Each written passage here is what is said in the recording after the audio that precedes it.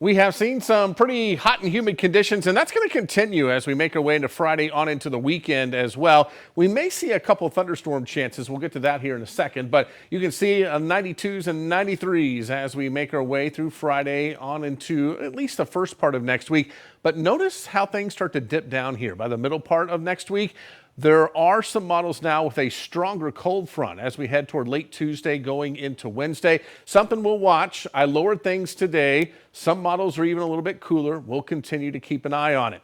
But we do have some isolated thunderstorm chances as we head into Friday. We have this stream of moisture from the Pacific moving right across Texas, and every once in a while we'll get a few disturbances moving across from southwest to northeast, and we may be close to those for tomorrow. And you can see the yellow area. Now, does this mean you're going to see thunderstorms? No, it means isolated thunderstorms could occur, especially west of I-35. I think that'll be the best chance, with maybe it dying out as it heads farther off to the east. This will be by mid-afternoon on Friday, going through about sunset, then things begin to die off. If a thunderstorm can get going, some large hail and some strong winds will be possible. But again, rain chances tomorrow only 20%. So it'll just be a couple of cells here and there.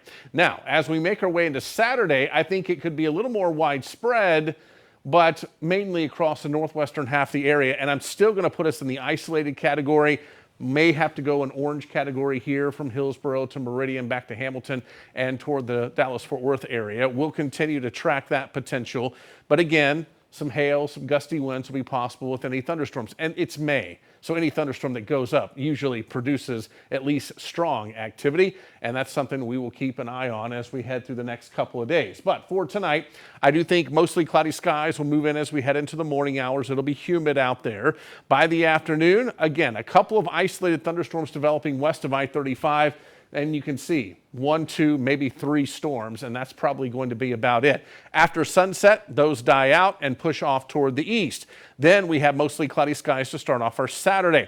By Saturday afternoon, thunderstorms will likely light up somewhere to the northwest of Waco, Temple, Killeen. This particular model says it's going to be across Bosque, Hamilton, back toward Mills. Other models are farther to the northwest. So that's just something we're going to have to track. And then it has more thunderstorms farther to the south. I do think this is overdone on Saturday, but a couple of thunderstorms will be possible across our northwestern areas, and that's something we will be watching for you.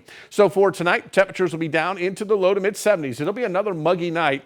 Then tomorrow, highs will be into the low to mid 90s. It is going to be a humid day with the humidity and temperature together, making it feel like the upper 90s to near 100 degrees. That will continue into the weekend. Isolated thunderstorms possible on Friday.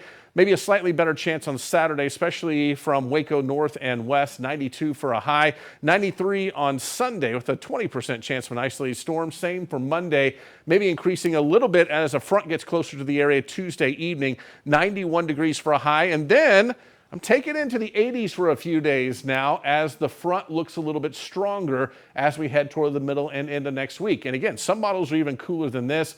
I want to see a little more consistency, though, before we start getting a little too excited here. As we take a look at the Brazos Valley, 20% chance of an isolated storm Friday and Saturday. I think best chances are going to be north and west of the Brazos Valley this weekend. And then as we head into next week, again, you may see a few 80s as well as we get into next week.